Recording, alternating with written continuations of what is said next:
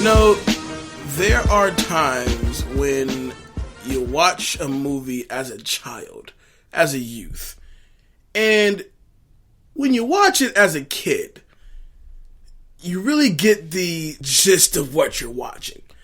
As you get older, you start to understand life a lot more. And then you go back to that same movie that you haven't seen in a long time, but you're now watching it from adult eyes. It fucking sucks. It makes you want to shoot yourself. It does. It does. Welcome to Back to the Classics, the cinematic movie podcast that takes you back to the iconic films of 20 years ago. I am your host, Jay Alonzo, and with me is my guy, Kay Williams. What's going on, Jay? Kay, what's going on, man? Before we get into this, how was your weekend? It was a weekend. It was a weekend? I think the only thing I did this weekend was watch Resident Evil. The new one? Yeah. Oh, God, it's horrible. Oh, yeah, God. I was highly disappointed. Oh, man, it's horrible. Like, if I had enough time, I would have done a review for it, but I was trying to catch up on the Oscar nominations list, so I got a chance to watch Manchester by the Sea, and I watched Lion, which I do believe are the last two I needed to see. Then I've seen all the Oscar-nominated movies. Resident Evil, the final chapter, is such bullshit. It's a terrible movie. It's so bad. It's one of those situations where it's like, I'm glad it's the final chapter. I'm glad it's the final chapter. This is it. It's done. I mean, it's no longer a horror movie. This is like just an action sequence on action sequence. It's bad. It's that bad. Exactly. And it highly disappointed me. I was like, really? Y'all just making the stupidest decisions. This ain't the same Alice I remember in 2 and 3. How does Resident Evil, the final chapter, compare to the movie that we're about to talk about? I give it a 10. 10 thumbs up. For Resident Actually, no. I take that back. I'm just lying. It's slightly better, but not by much. I was also in L.A. over the weekend. I went out to a friend's funeral. Before we continue this thing, before we keep this thing going, this episode is dedicated to the memory of my good friend Sharice Trotter. She worked for Disneyland, worked for Disney, so definitely a movie nerd like me and you. Was always down to catch whatever was playing, and we'll make our assessments after that. Super cool chick, definitely gone too soon. So on behalf of Back to the Classics and everybody here at Beat Network, we definitely want to say rest in peace to Sharice. Rest in peace. Yeah. Now, besides that, LA was going. I went to another good friend of mine. It was her birthday dinner, so I went to that, and I got an interview out of nowhere with ANKW Radio, so that should be up pretty soon. Shout out to Johnny Man and those guys over there. We can't wait to have them on the show. And I was able to go out there, do a little bit of networking, and enjoy the nice, warm, sunny days of Southern California. I had a blast out there, man. That's what's up. Hell yeah. I did catch up on one thing though, because I've been seeing people talk about it up and down my timeline. And over the weekend, I did get to catch what was it? The New Edition. The New Edition story. I still haven't seen it, bruh. I know.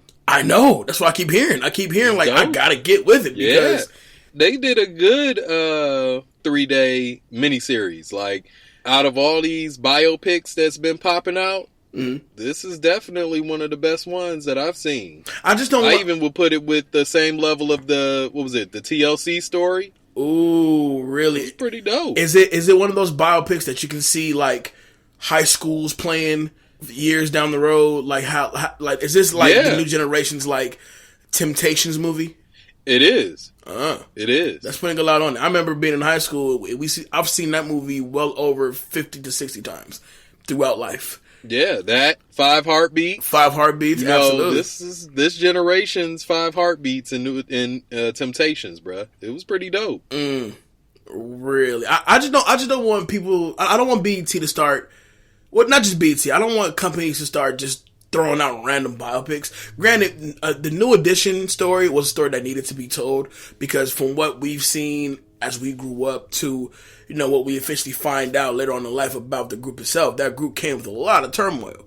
But you know, a lot of these musical biopics have this thing to where it's basically, you know, it's the same story. You know, a talented group, they get with the management fucks their money up, and now they have to try to find their way out of this hole that they're in because all of this lavish spending and yada yada yada. So when I say that, you know, I don't want to see the Quad City DJs biopic anytime soon, or I don't want the 69 Boys biopic anytime soon. Not the 69 Boys. Nah. but I will take Uncle Luke and 2 Live Crew if that's in the cards. If we're going with that, I'm down with that.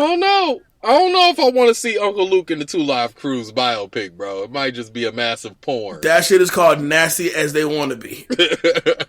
So you ready to get into this, man? Let's get into it, man. Let's try our damnness to get through this. I'm going to say right now, this movie does not hold up, and we'll get to that later. 2-minute drill. 2-minute drill. Kate, are you ready for 2-minute drill? Look, man. All right, I struggled with this 2-minute drill. So couldn't find questions. I'm ready to get it done and over with. All right, I'll tell you what. I'm ready to get this done and over with. Let the people know what 2-minute drill is. All right, so 2-minute drill is Jay and I testing each other to see if we actually did our homework and watched the movie. We're going to quiz each other for 2 minutes.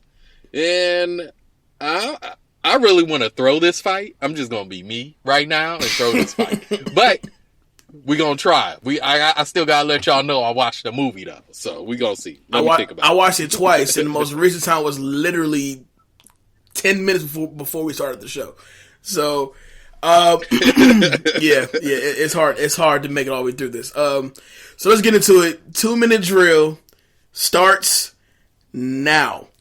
All right, okay. Name one of the many jabs that Pest throws at his girlfriend's best friend, Malaria. She got a big butt. That is correct. What was the other one? She has mossy teeth, dandruff, and a fat butt. There you go. All right. What is the opening song? Where'd that song come from? Oh, that's something that's going to be in takeaways later, and I believe it samples Rapper's Delight by Sugar Hill Gang. All right. Yep. Who plays one of Pest's best friends, Ninja? Who plays Ninja? Mm-hmm. That's the question? That's the question. 1 minute left. Yeah, you got that one. Okay. I can't think of his name right now. That'd be wrong. That's Freddie Rodriguez. Freddie Rodriguez. Mm-hmm. Okay. I knew the other one was Ari Spears, and I was like, dang, he looked young. And slim. Really slim. Right. All right, hit me. That was before he was eating good. All right. What is the name of the song that the Pest sung at the Paris Club?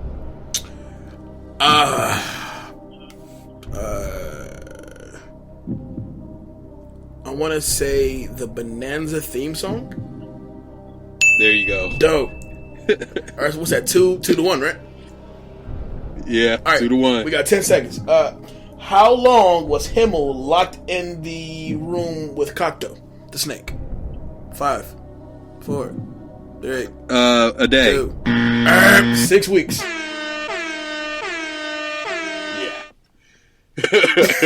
You won. Yeah. Okay. So obviously I won that one. It really means you cared a lot more about this movie than I did. Well, congratulations. I get you feel proud about yourself. The last 2 episodes of this show, I've been stomped with all 2-minute drill questions. And damn it, I'm not going to get stomped on this simple shit. So, okay, I did my homework and I did what I was supposed to do. I did what I was supposed to do. It's a borderline between when this is like fun and it becomes work. This is more on the work side. So, so for those of you who don't know what movie we're talking about, we're taking it back to February of 1997, and we're getting into the John Leguizamo classic, or lack thereof, The Pest. Kay, when was the first time you seen this movie? I saw this later down the road. I saw this in like college. Wow. Yeah, it was definitely one of those, I need to stay up and study during the midterm, go to the movie, go to like Family Dollar, and not Family Dollar, but what is it? Family Video, pick up a couple of movies so I can study, listen to something while I write this paper. Okay. Yeah, it was one of those moments. Okay. For me, the first time I seen this movie was, I think, when it hit VHS. If it came out in February, it was usually on VHS by like April or May, something like that. Oh yeah, they definitely threw these on VHS. Yeah. These were quick, really quick. But we had a video store next to our old apartment, and it was called Video Box. And it was maybe about, I don't know, 2 blocks away from the actual apartment.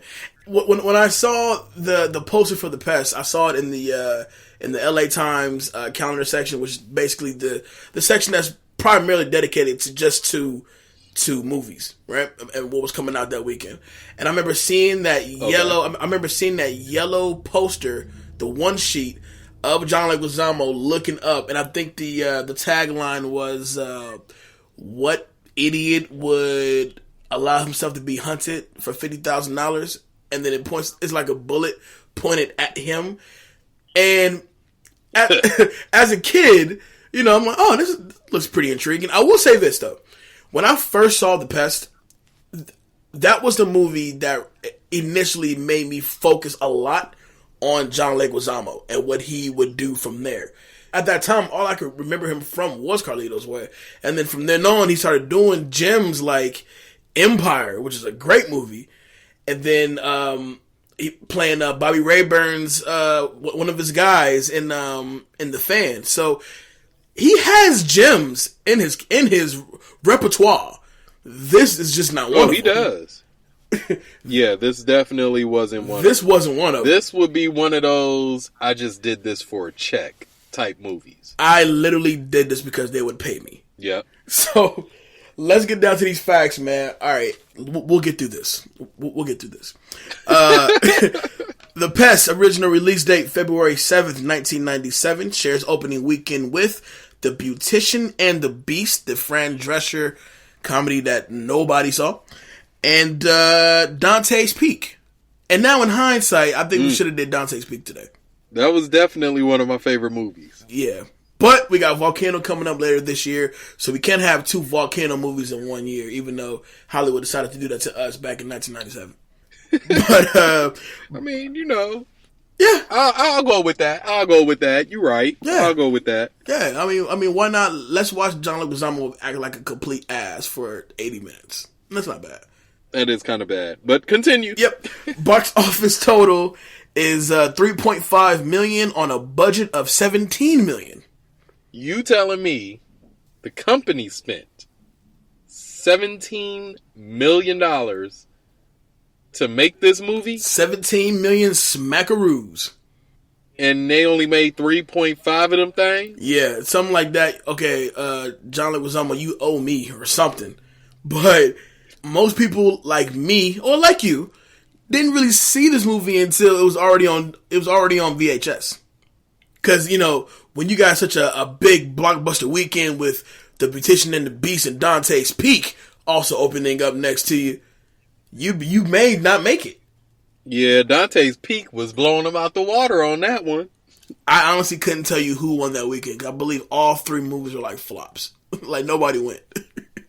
I don't know. Was Dante Peak a flop? And now you're going to have me researching. We'll look into it later. Forget it. Yeah. This movie currently has a 9% rating on Rotten Tomatoes. Is that fair? A 9%? 9. Singular. 9. That's very generous. I'd have gave it 3. maybe 2. So I don't know. So do you want to start? 9 is very high in my book. I want to give it like a legit 15%. You know, because it. You know, from what? Yeah, because I got some laughs out of it. Once again, I told you this off air. When we did Beverly Hills Ninja, I didn't laugh once, not one damn time. I chuckled a few times on Beverly Hills Ninja. Nah, on this, I had a dead stare like I'm back online. Nah, but I can tell you though, the way this movie opens gears you up for the stupid shit that's gonna follow. But do you want to start real talk? Do you want to kick off real talk? Yeah, man, let's kick off real talk. So the movie starts off with him in the shower, singing to himself. And in my opinion, it kind of destroyed one of my favorite songs, the way he sung it, which was Rapper's Delight, again, by the Sugar Hill Gang. He definitely was singing in the shower. I don't know if you ever paid attention to this while the credits are rolling, but there's a scene while he's singing where it's like 3 people in the shower. It's like a black chick. We assume it's all women. Black chick, white chick, and like a Spanish chick. Yeah. There you go. I don't know what happened, but they disappeared. Yeah. Hell of a singing. We go into him getting out the shower and talking to his family. His dad asked him, you know, what are you going to do today? Are you going to get your mother something for her birthday? What are you going to steal for your mother for her birthday? Yeah. There you go. That's great confidence. And, you know, great confidence. But his dance skills was amazing, though. He had impeccable dance skills when he danced with his mother. And this is also when we find out what he does for a living. He's a con man. He's a scam artist. He's a con man. Okay, so that opening music video, if you will, right? I remember being a kid, and it's certain thing you notice about movies that came out back in these days compared to now, right? So even the opening monologue, the opening studio logos like TriStar hasn't put out nothing in a while, right? And they used to put out some of the dopest movies. Yeah, absolutely. But then, forget TriStar, because TriStar is part of Sony, so eventually they're going to be all right.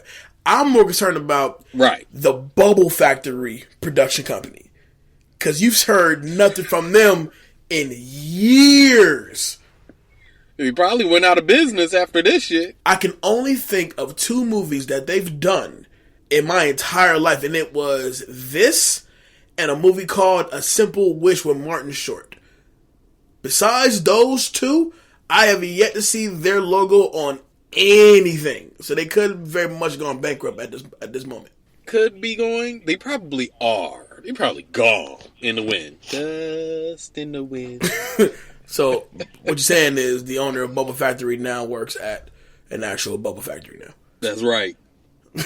So this is when we get our first look at Gustav, who's our bad guy, played by Jeffrey Jones, and his henchman, which his name was Leo. Was his name Leo? I want to say it's Leo.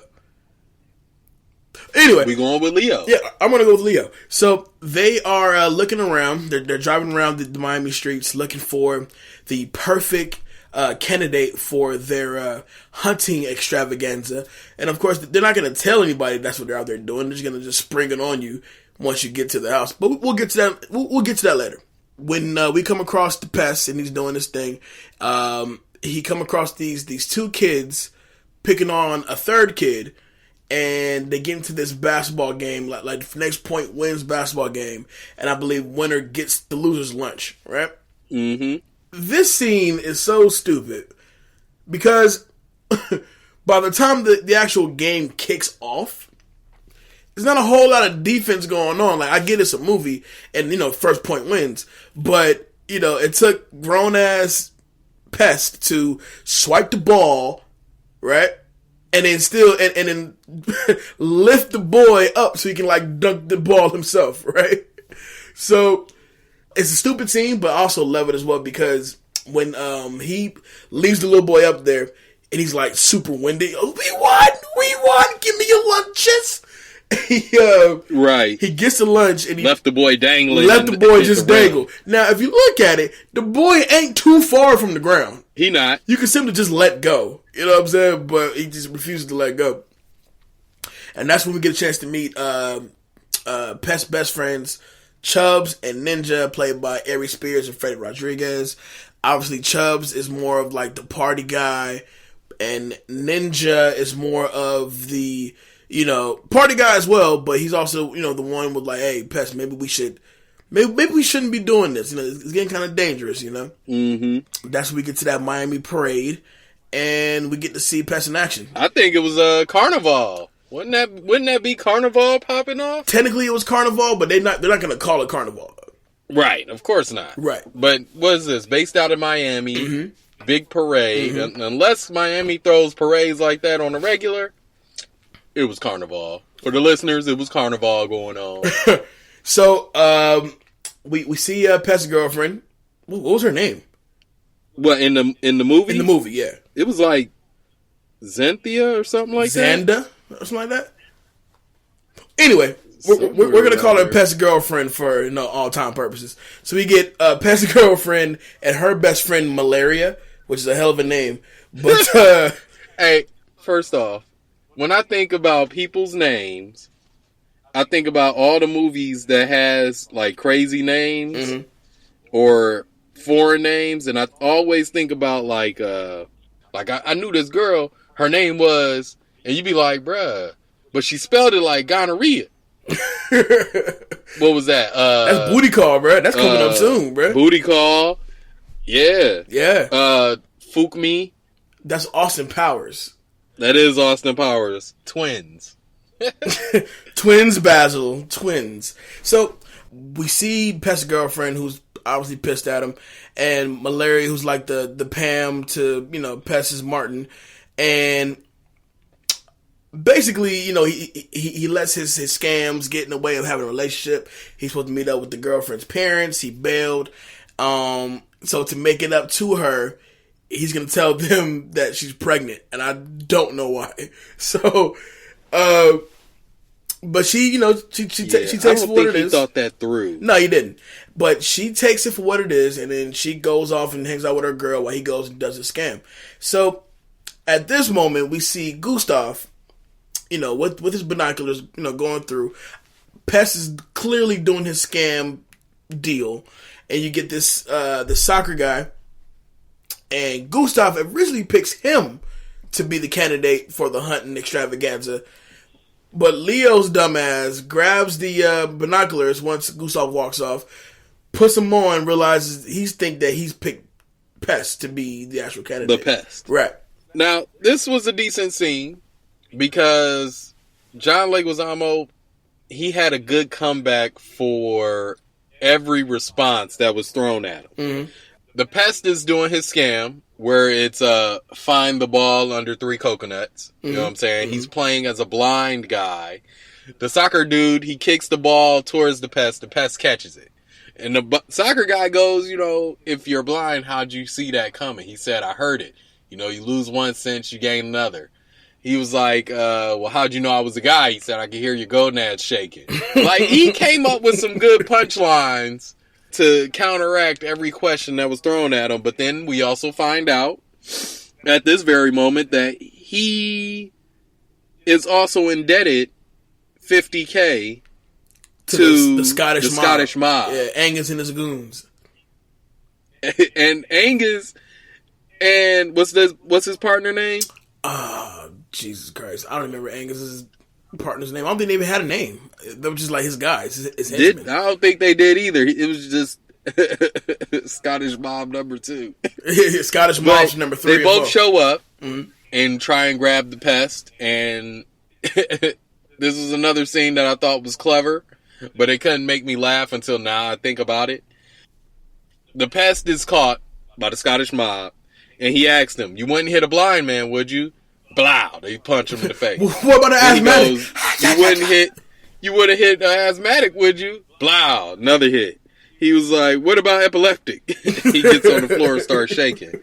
Like, he had so much energy. It's apparent they're going to hit you regardless, so if I was you, I'd just stop and run. Yeah, like, he had so much energy in this movie.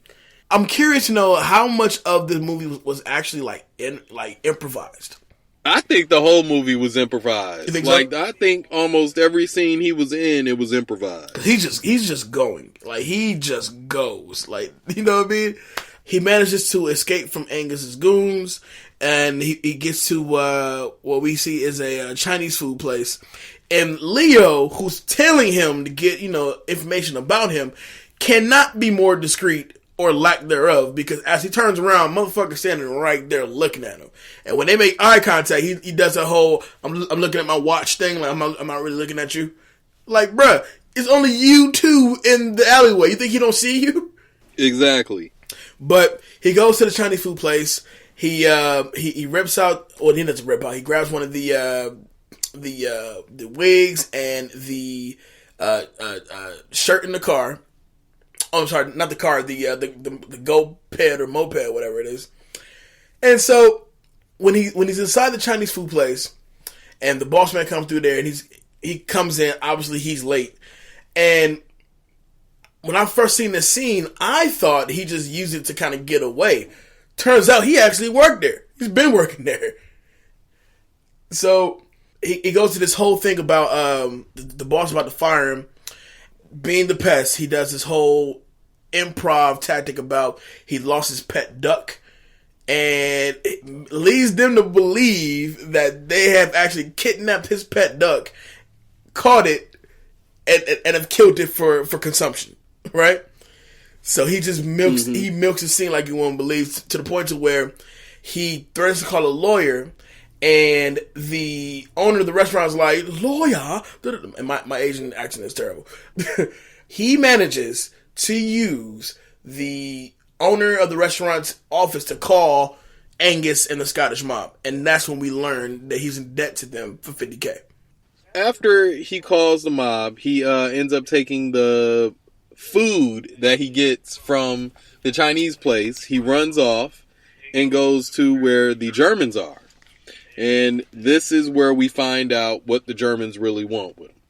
So we learn that the Germans want to give him a scholarship that's going to pay him $50,000 in cash to go to school. Mm-hmm. But they have to do a few tests. So they run a few tests. Wait, he fails every last one of them. Before we go that far, there's a line that I really want to point out that does make me laugh before we even get to Gustav's place. And that's when he's on the phone with the Scottish mob.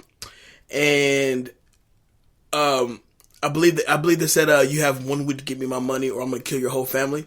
And he responds with saying, how about Thursday and you just take out a cousin? That shit killed me. I thought that was so funny. Because, like, even when he knows his family, he's putting his family in danger. The jokes keep coming. They don't stop. Yeah. And I have another note as well. My other note says John Leguizamo overacted the shit out of this.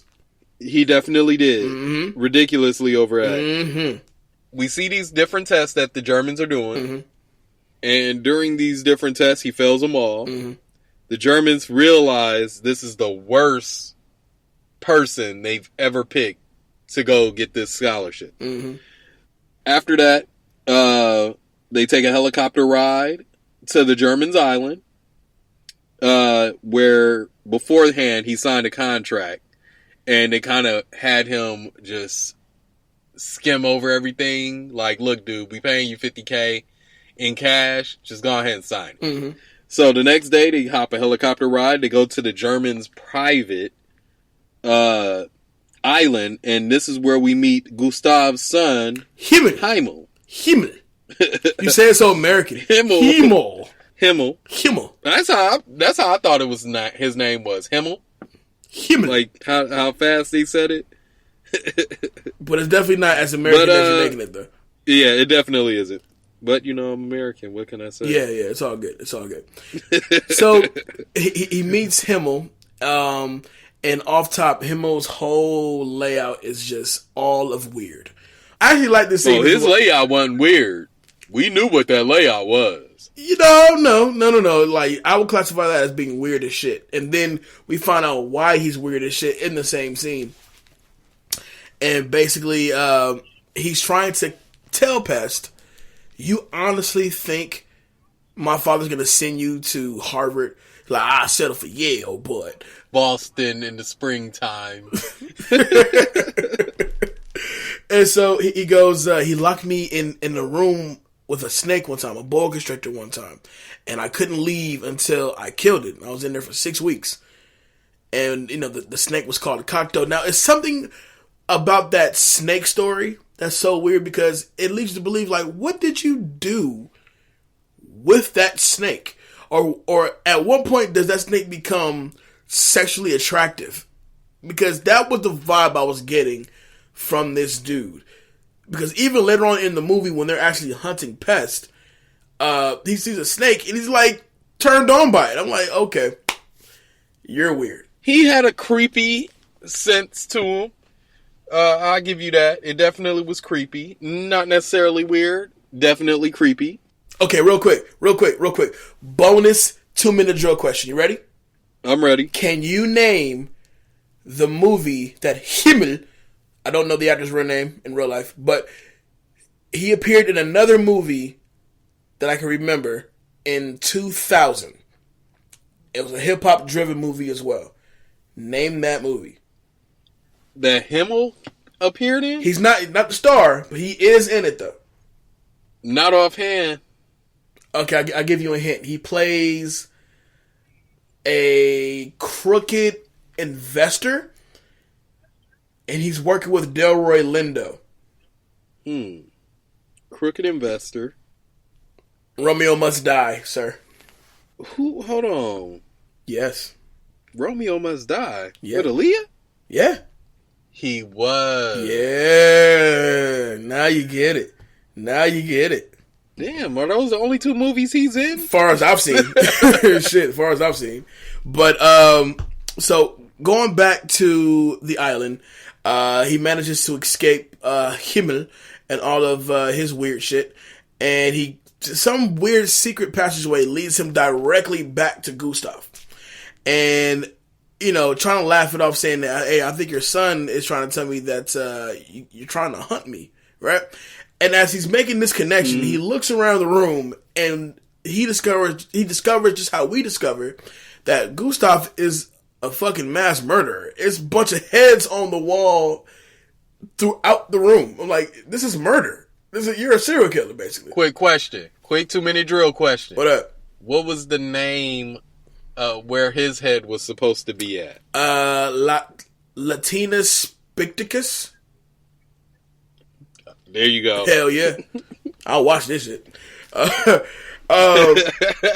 So once he discovers that they're out to hunt him, he's trying to, break out of it, doing this whole Pest thing that he does. He's trying to, prevent from being hunted.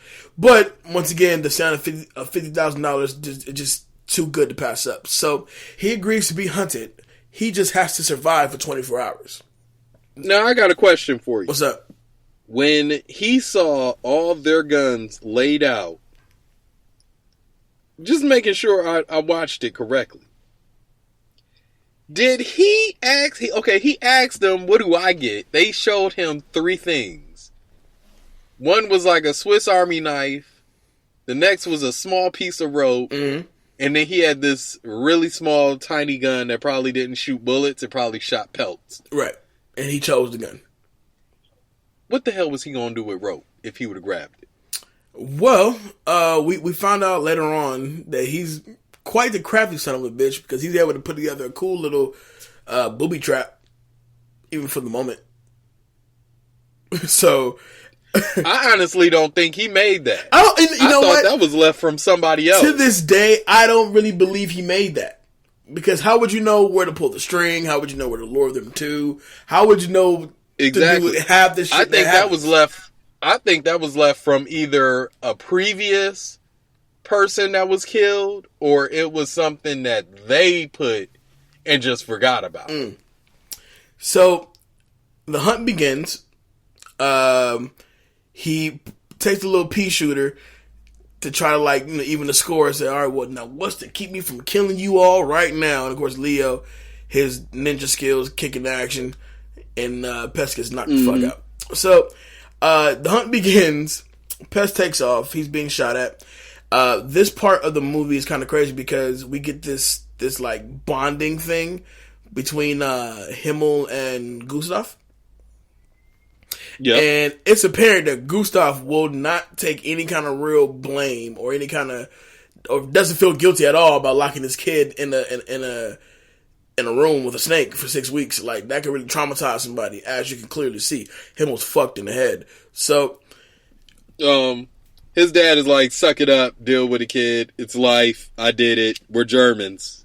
Yeah, basically, you know. So you get the obvious gay son bonding with the machismo father, and the father's not buying it one bit. Like, hey, I don't want to hear that shit. We're here to hunt. Let's hunt. So, right, exactly. So this, and now these next two notes that I have literally sums up these, like, next maybe 5 to 10 minutes.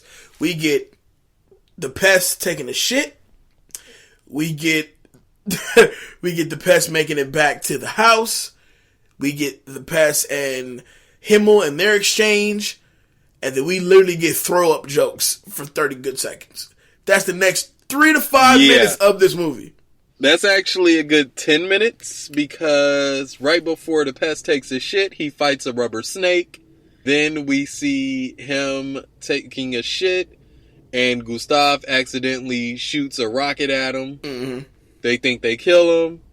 That's a good 5 minutes right there. Mm-hmm. And then the next 5 minutes, it was they couldn't find the Pest body, so they go. The Germans go back to the house. The Pest shows up at Himmel's window, and Himmel helps him escape. They hop in a boat. Himmel tells him he's seasick. The Pest throws up. Himmel throws up on the Pest's face. The Pest throws up on Himmel. They both throw up for a good another, 2 minutes, and then the Pest jumps in the water and swims back to Miami. After Himmel, yep, that's a good 10, 12 minutes. After Himmel gets a nice warm seagull shit in his eye, the Pest jumps out and swims. Forgot back about to the shore. seagull shit. Mm-hmm. So this is where it's crazy, because I'm not a strong swimmer. I mean, I could swim to save my life for sure, but he lets us know he swam for 4 hours. Yeah, I can say I'm a strong swimmer, but I don't know if I can swim for 4 hours. Bro, that's a cramp for your ass, man. I don't know if I could do that. Yeah, I don't know if I could do that, but that's a lot. I mean, the most I had to swim was like 750 meters for a lifeguard test. I'd have failed that, bro. Long time ago. Yeah, I passed it. That's why I said I can say I'm a strong swimmer, but 4 hours? I ain't that strong. I'd have drowned. For 4 hours, you Aquaman, bro. I can't do that. Shit, I can't do that. So, Pest swims to Miami, and of course he gets to shore, and he's basically at the party he was supposed to be at earlier in the day. And of course, Chubbs and Ninja are there to welcome him. Ninja goes, well, listen, man, listen. Why don't you just get in the pool, take a dip in the pool, and then you'll calm down. He's like, obviously, you didn't hear what I just said. I've been swimming for 4 hours. He looks to his left. All he had to do was see a fine chick, doing the whole 90s come here look, and all of her oars around her and shit. Mm-hmm. He got right back in the pool, maybe one lap. He's sitting there telling his hunting story to these chicks. Chubbs and Ninja ain't getting no play. But let me stop you. In his defense, okay? In the Pest defense, he is about to die. Why not spend it next to a cute chick? 2 or 3 of them. He had the whole menu there, ready to go. He had a couple around him. Yeah, he had the whole menu there. So, okay. So they're sitting there chilling. Gustav finds out where he is, shows up at the party. So now they gotta make a move for it. They gotta break out, right? Mm-hmm. So they break out. Chubbs, Ninja, Pest, and the original plan is to go over to one of Ninja's cousin's place, and then just hide out. Pest remembers he has to go to his girlfriend's parents' house to get dinner. This is when gotta meet the parents. This is when we get the most overacted, overcooked scene like ever. Like, he shows up in full African garb and proceeds to just show his ass at his girlfriend's parents' house. But definitely wasn't needed. Definitely wasn't needed. But the funny part about that scene is only thing that the dad can say is that boy's on drugs. I've never acted that way in front of any girlfriend's parents, but I do know black parents, and if you come to a black parent's house being off the chain like that, you won't come back. That I can tell you. I don't know. I just didn't see them saying that long. Letting him stay there that long. Because I definitely, black parents I know, they'd have beat his ass already for the moment he walked in with African you gonna get guard. your shit on somewhere with that crazy shit. Yeah, so interesting. So they're at the dinner, and as he's calmed down, his girl told him to calm down a little bit. They're at the dinner, and for some reason, which we never really see at what point does this tracking device gets imprinted in Pest, but we have a tracking device that Gustav has been tracking Pest on, right? And not only that, this is a high-tech tracking device. It's like a picture of him on the computer screen, to monitor where he's going, right? And I'm gonna assume his stint in the water must have messed up the actual tracking device, because after a while he starts getting hot and his balls start to just burn up, right? Meanwhile, this is giving Himmel so much fun. He wants to boost the power and shit, but he's burning, his nuts are literally smoking, and then he just disrobes, runs to the bathroom, and then that's just it, right? They find out where... I'm mad you laughing. I'm laughing because it's so stupid. It doesn't make any damn sense. His underwear start catching on fire, which is crazy. He runs to the bathroom after scooting on the floor like a dog. He runs to the bathroom, and I guess he puts his underwear in. I'm not going to go any further than that. But he put his underwear in the toilet. He dips his nuts in the toilet for sure. Nah, he gonna drop them underwear in the toilet. All right, that boy's That's on my drugs. story. I'm sticking to it.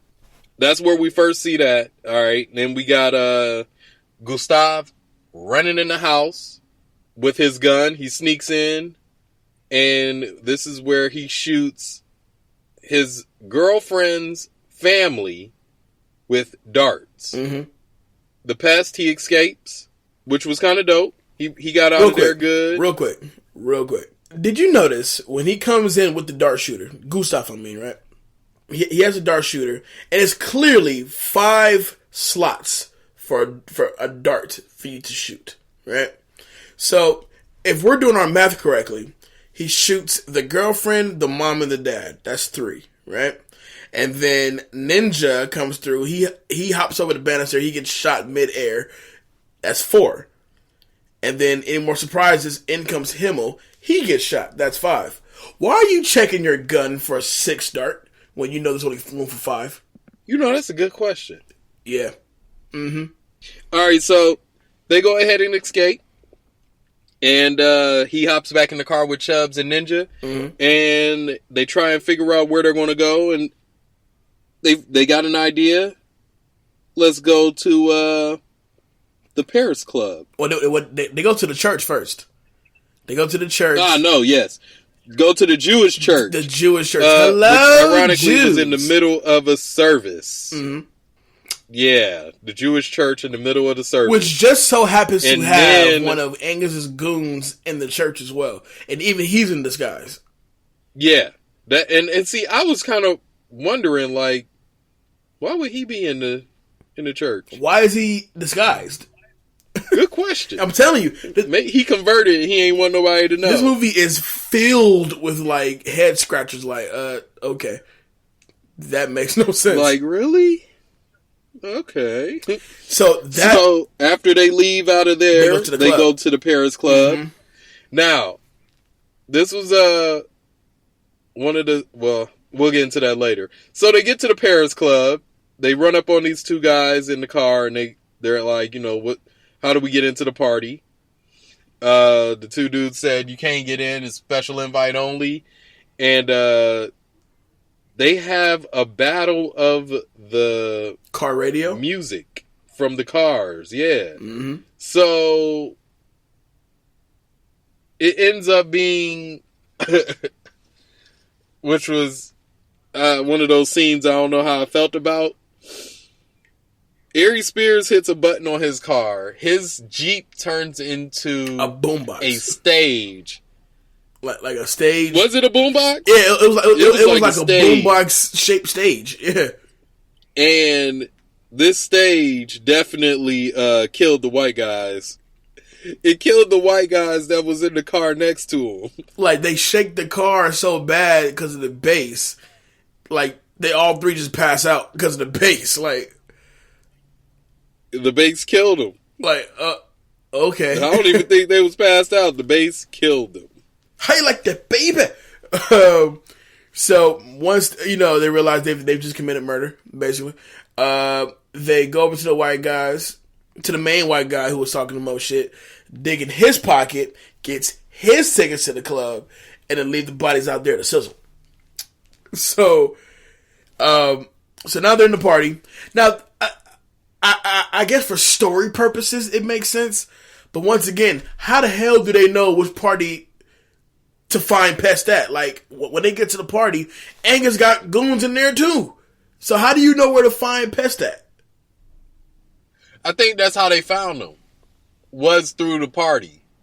Was through Angus goons. Because remember, the Germans called Angus and said that the Pest called his mother a Scottish whore or something like that. Right.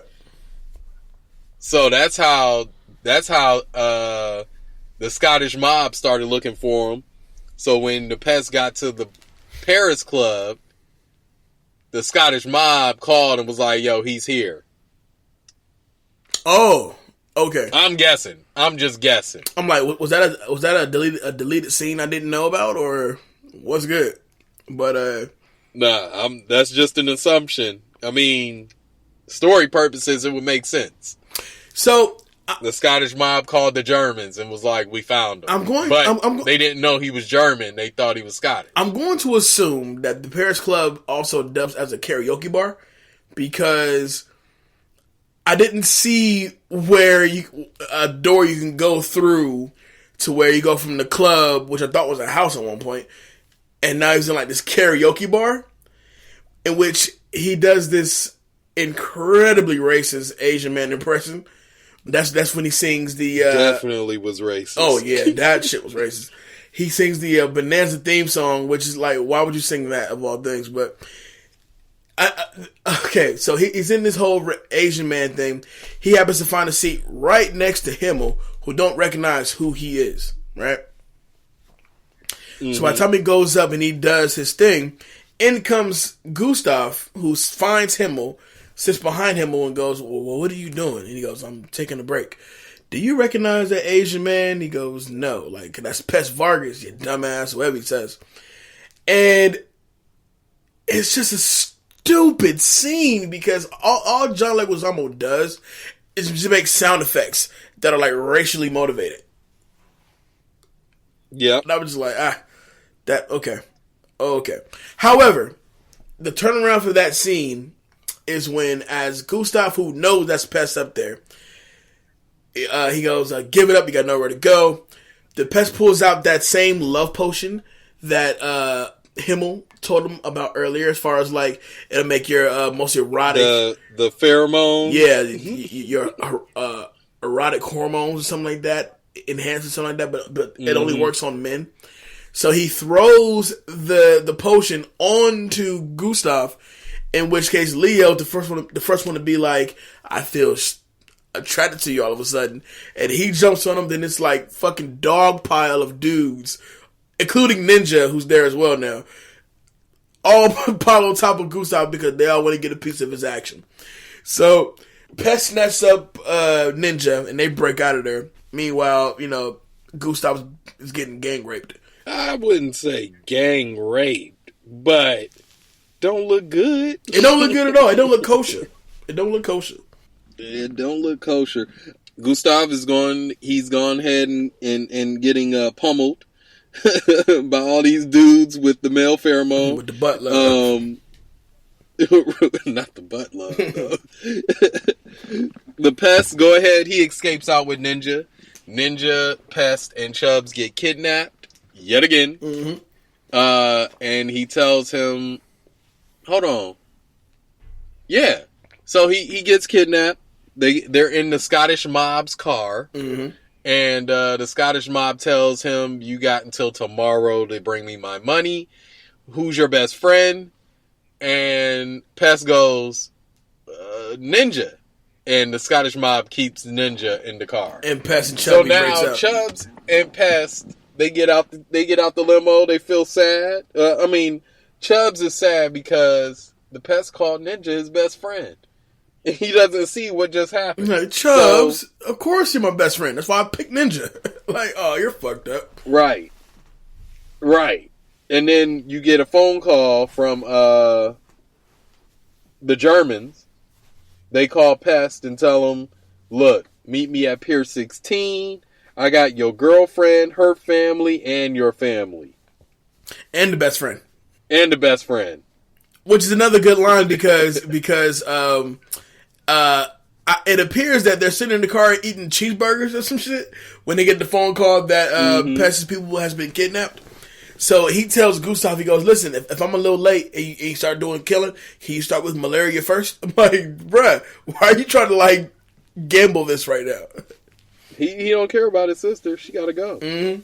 So he gets to the pier. They come across this thing full of guns out of no fucking where, which I have no idea where it even comes from. Where the fuck did they get all these guns? I have no idea. Because I don't see that being on the boat like that. Oh, like... It out went like that, from the Pest to Navy SEALs. Yeah. So they found the little crate full of guns, and that's when we get our moment with Pest and Gustav. He's pretty much outsmarted Gustav, outsmarting Gustav, if you will. And then we finally get the actual confrontation between Pest and Gustav. Gustav tells Pest that, how are you feeling? I feel fine. Which, by the way, I hate this fucking scene because at this time, in the 90s, they would have their main character do something crazy, for like comedy purposes, and then then they'll just loop it back and forth. You think we wouldn't notice that, or is it just for comedy purposes? Comedy purposes, because like even they know we noticed it. Even Chubbs and his girl in the 90s, we didn't notice it. No, we didn't. No, I thought he was just dancing his ass off. Poor me. Yeah, in the 90s, we ain't noticed it. Such a sucker. He slows down, and then he eventually just passes out, at least what we think is passing out. And then Himmel stands up and goes, you cheated! Gustav, he's not trying to hear that. And then he goes, let's go, Himmel. And he goes, you gotta shoot me first. Fucking guy shoots his son, no problem. Just boom. Right. I can't believe you shot him. He has on a bulletproof vest. He's wearing a bulletproof vest. And then he jumps right back up again and goes, doesn't mean it doesn't hurt. That part was funny. Now, after they leave, they think Pest is dead. The next scene, which is my favorite scene of the whole freaking movie, you have, what's his name? Gustav. You have Gustav going to the bank. And he goes to open up his safe deposit box. Well, you know what? Answer the phone. Before you finish that, Gustav and Leo do the most 90s cliche shit. The bad guy always tells the plan. Every time. Like, bro, why are you telling me the plan? Because he tells Pest exactly where the money is. What bank it's at. What deposit number it's at. Like, all that. So there should be no shock by the time you go to the bank, you open up that safe deposit box and all your shit is gone. Yeah, that's definitely a 90s thing. Yeah. All right, so Gustav, go ahead and he goes to the bank, gets that safety deposit, and comes to find out it's been emptied. He gets a note that says, answer the phone. So he goes and answers the phone, and who is it? Pest. Of course, the leading irritating person of the movie, Pest, Mm-hmm. who just told him he robbed him, pretty much. And he called the authorities on his illicit human hunting experiments he'd been doing. Mm-hmm. And he said he talked to, what was it, the ambassador? I think he was posing as the ambassador. And the cops just ate it up. For some reason, they just ate it up completely. And yeah, they definitely ate that up. Cause like even at the end when Gustav is in cuffs and Pest, who's in disguise as the ambassador, he goes, "If I wasn't the ambassador, I would have the authority to do this." He like smacks him, gives him a wedgie, and licks his face and shit. I'm like, this movie is fucking stupid. But yeah, that's basically how it fucking ends.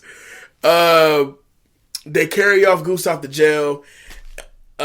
Pest rips off the costume that he had on, and of course, Malaria, Chubbs, and Ninja pulls. No, correction, Malaria, Chubbs, and some random white guy driving the car pulls up, and also that's when the Scottish mob pulls up and throws Ninja out the car, basically saying that Pest's debt has been paid. And They get in the car, they drive off into the sunset. There's your movie. The end. Thank you, God. Which basically goes right back to the same song we heard in the very beginning, which is a longer video version of it. Definitely a long idiot version. Yeah. So that's it. That's the Pest. 20 years. Awesome sauce. Let's get into takeaways, man. Takeaways. That's part of the show where... This whole movie. Take away this whole movie. Takeaways is a part of the show where we figure out our favorite male actor, favorite male character, favorite female character, our most hated character, the scenes that we hate and the scenes that we love. We call it takeaways. So, Kay, who is getting your That Guy award? That guy goes to Himmel. Himmel is that guy. Okay. Because he helped the Pest escape. I think he had a hidden... He helped the Pest escape. I think he had a hidden agenda, but okay. Yeah, but he wasn't about that life anyway, so... He wanted to watch Hogan's Heroes. And he wanted to be a... what did he say he wanted to be? Like a hairstylist? A hairdresser. Yeah, something like that. Yeah. Alright, That Girl award. That girl? That chick. Wasn't too many girls in this movie, so I'm gonna give it to Pest's girlfriend because she was kind of cute. Yeah. I have, she's mine as well, but I have more of a detailed reason as to why. We'll get to mine in a second. That Fool award. Ninja. Why? Ninja gets that Fool award because, well, I didn't want to give it to the Germans because this movie sucked as it is. Okay, cut that out. This whole movie need to be cut out. Damn. I see why they flopped in the domestic, worldwide box office.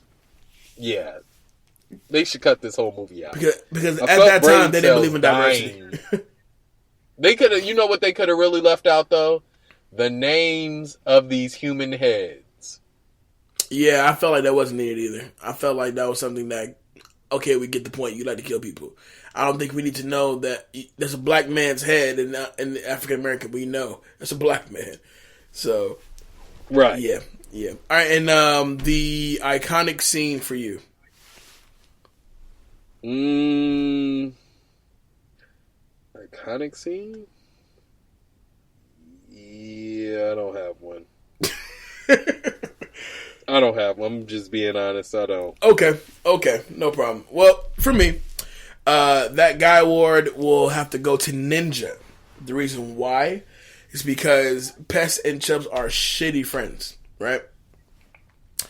Mm-hmm. And when Pest was forced to choose between his two best friends, he opted to go with Ninja. And Ninja's been on the side as far as like, hey, we should really slow things down. You don't want to get in too much trouble. But nah. For movie purposes, because I would probably be saying the same thing had he chose Chubbs and not Ninja. So, hey, Ninja's that guy. That's what it is. that girl, that chick award goes to Pest's girlfriend, because like you said, she is fine. But she also puts up with his bullshit. Like, I don't know a single woman in this world who would get with a guy as energetic and crazy as shit as Pest and really put up with his bullshit, you know? Without thinking that boy needs, like, Ritalin or some shit. And she looked good. I thought she was a little slow. That was just me. That Fool Award is going to Angus, the Scottish mob head. And the reason why, because I felt like the whole point for them to be in this movie is to let us know that the Scottish mob gets no love, like, at all. Like nobody's scared of you motherfuckers. Like, nobody cares about y'all. Like, oh, this is Scottish mob? I didn't even know that. Oh, okay. That's cool. I didn't even know they had a mob, but all right, that's cool. Cool dude. Okay. And he even says, he goes, you would respect us more if we were the Italian mob. Well, yeah. Right. We know them. We know them. We don't know y'all. We've seen their work. There's no movie based on y'all. So, cut that out. I'm going to say nothing because, K, all in all, this movie's one big fucking mess. So, there's nothing to cut. What is there to cut? If you cut any scene from this movie would end up being about 15, 20 minutes long. It goes by that fast. Agreed. Okay. My iconic scene, and this I'm going back to 10-year-old Jay on this one. It's gonna be the opening sequence to the movie, the Rapper's Delight parody. Because when I first seen the movie and I saw that scene, I'm like, oh, this is about to be funny as hell. I was let down as an adult, of course, but, for the time, for the moment, I was like, yep, this scene right here, this scene is going to make this movie be super duper funny. And as a kid, I did laugh. As a kid, you laughed? Yeah. But as an adult? As an adult, not so much. Not so much. I definitely like this movie more than you do. But as far as like the level, you're right about that. But as far as like the level of like rewatchability, I probably won't watch it again for a while.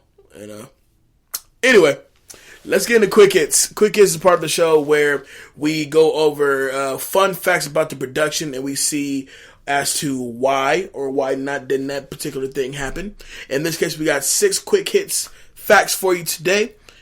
Coming in at number 1, we have the song that Pest sings during the opening sequence is an adaptation of Rapper's Delight by the Sugar Hill Gang. We know. Moving on. David Barkatz wrote the screenplay in 3 days. We know. See, that's why you only made 3.5. You took a L, young sir, making this movie. That's what you get for rushing. He wrote the screenplay in 3 days. I don't even have an idea in 3 days. You wrote a whole script? Wow. That's what he gets. Yep. John Leguizamo was actually bitten by the snake during one of the takes where the snake is slithering up his leg. I would have sued this shit out of somebody. Have you ever been bit by a snake? Negative. Have you ever seen a snake up close? I'd bite a snake before it bite me. Believe that. Alright. Crocodile Dundee. I see you. Hey, that's that true life camp life right there. Yeah. When you've been a lifeguard for far too long. That's why I'm a city boy. I keep it to where the cars are rolling and and there's sidewalks, not sand. So that's what I'm saying. Like most comedy films, this movie was in theaters for 1 week. Really? Most comedy films are only in for a week? I'm not sure which comedies they're talking about at that time, but I do know when a movie does come out and it does hit big, it'll be in there for like 2 or 3 weeks. There's no way The Pest was going to go past a 1 week theatrical runtime. No way. Yeah, I give them that. Yeah, 1 week is all you need. Exactly. David. That's why you only made 3.5. David Barkatz is the writer of this movie. He appears as the man outside the Paris Club who says, "Parties are never mad, they're angry." He's the guy that wrote this? He's the guy that wrote this. We can blame him. Asshole. He deserves to get beat. And the director, Paul Miller, makes a appearance in this movie as the father of the boy going through his bar mitzvah rites. I don't even remember that scene. I didn't know that he was going through a bar mitzvah, though. Me neither. This movie goes so damn fast, you can't catch shit. That there is The Pest 20 years later. Yeah. How do you feel about The Pest now, 20 years later, Kay? So what are we doing next week?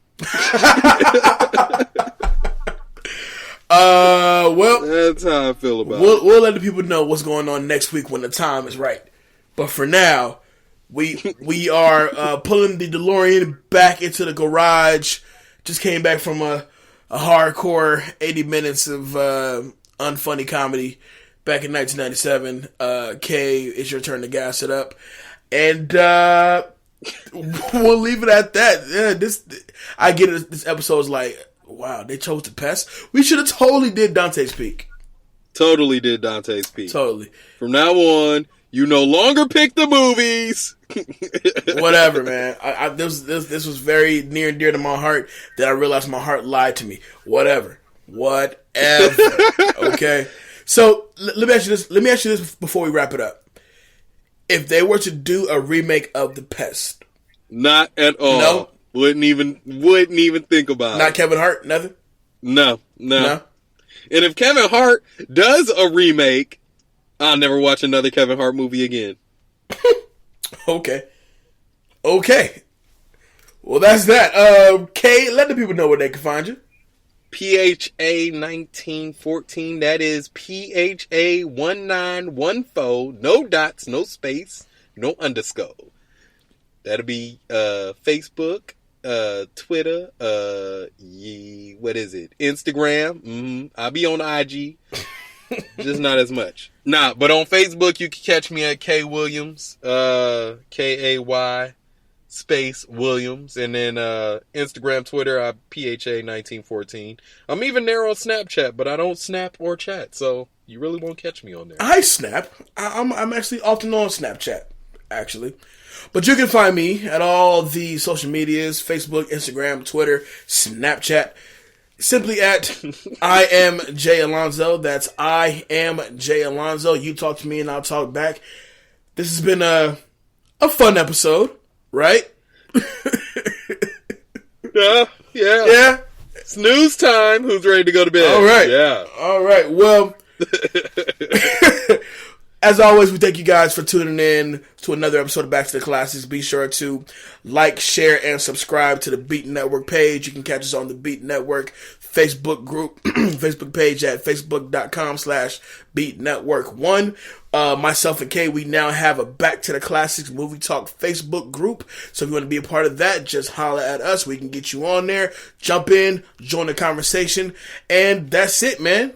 Back to the Classics. Indeed. We'll be back next week. We back. Hey, we out of here, man. We out. Peace. Peace.